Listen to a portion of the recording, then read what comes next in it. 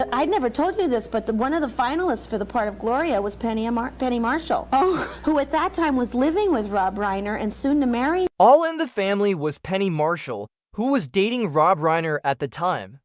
But it was Sally Struthers who ultimately got the part America's sweetheart for 8 years on one of the most groundbreaking shows in television history. Yet, there's one 1975 episode Sally refuses to talk about. It aired once and was pulled forever. Co-stars won't mention it, and CBS received hundreds of angry letters afterward. The footage reportedly still exists in a network vault, but Sally has said she'd take the truth of that night to her grave. Sally Ann Struthers was born July 28, 1947, in Portland, Oregon. Her childhood was shaped by hardship. Though her father was a doctor, Sally's roots were working class. Her grandfather earned less than $25 a week during the Great Depression, and her mother battled depression while working as a clerk after Sally's father abruptly walked out when she was just 9. The abandonment hit hard. Sally pretended to classmates her father had left for work, but the emotional wound never healed. The family lived modestly in Northeast Portland, where powdered milk and government cheese were staples. She wore hand-me-downs and rarely brought friends home. But even amid poverty, kids made their own fun, turning vacant lots into playgrounds and creating joy from scraps.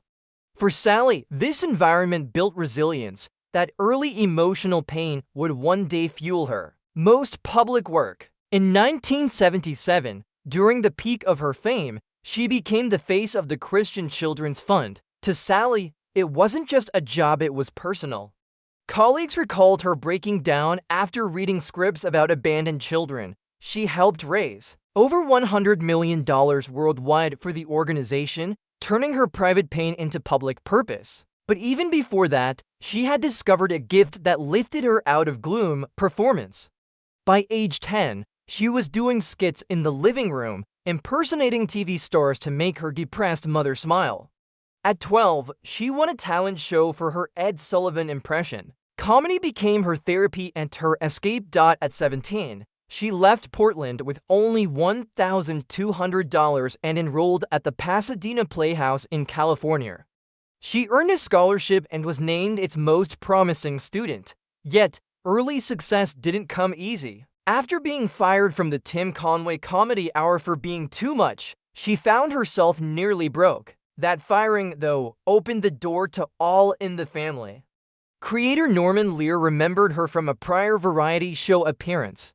When she auditioned, he knew instantly she was right for Gloria. Still, Sally thought she'd lose the part to Penny Marshall. "You already have Edith," Lear told her.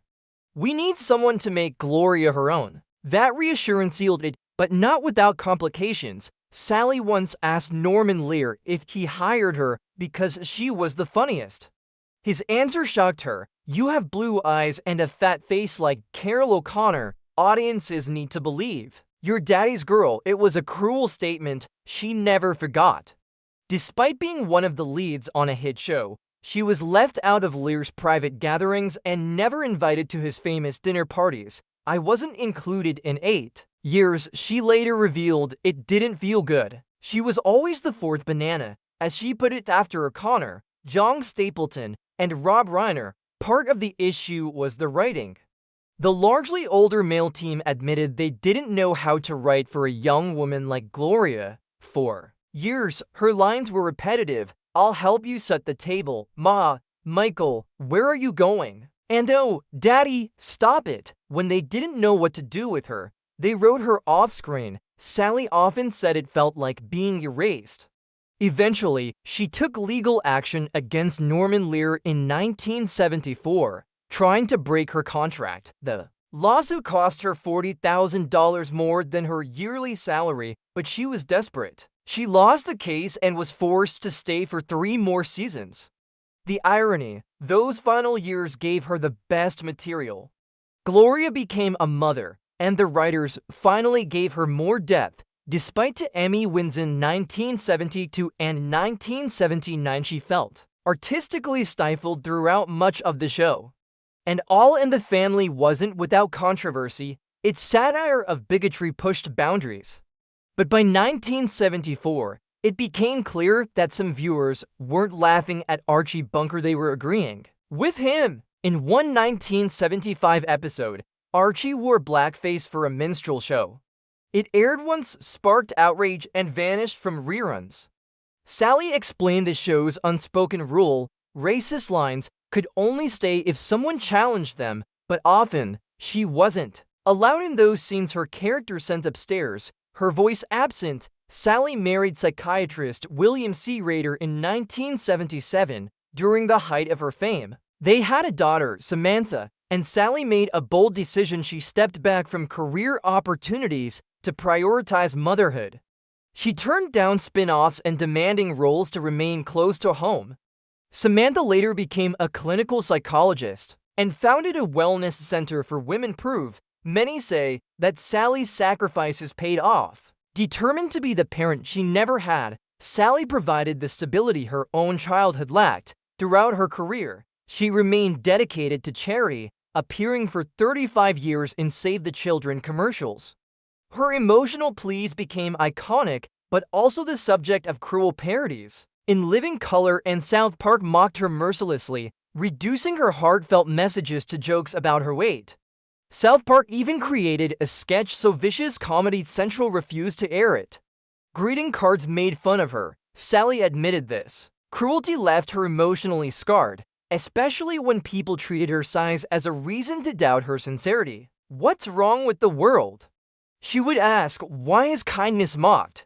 Danger followed her too. On a trip to Uganda, her charity team was confronted by armed guerrillas who accused them of child abduction.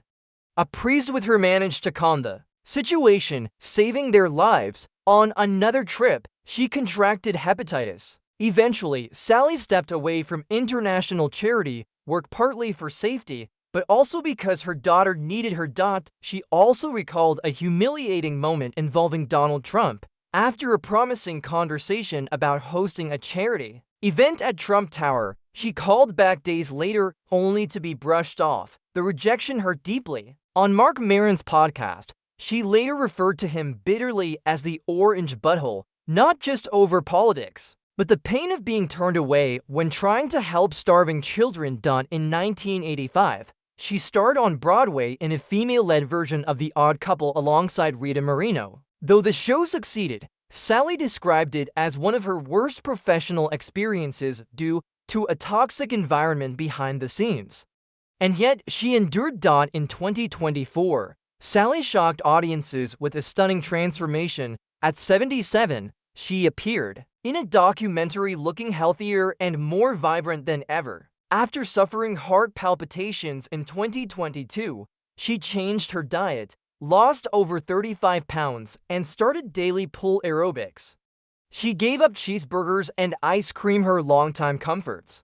At a May 2020 for Gala, she wowed the public. Photos went viral. Her social media exploded. That same year, she finally opened up about her relationship with Norman Lear, who had died at 101. She revealed how often he left her in tears with harsh critiques, causing anxiety attacks before filming, but she also credited those years with teaching her resilience. She now feels free to speak her truth. Through it all, Sally says her greatest joy has been her daughter Samantha, whom she raised largely alone.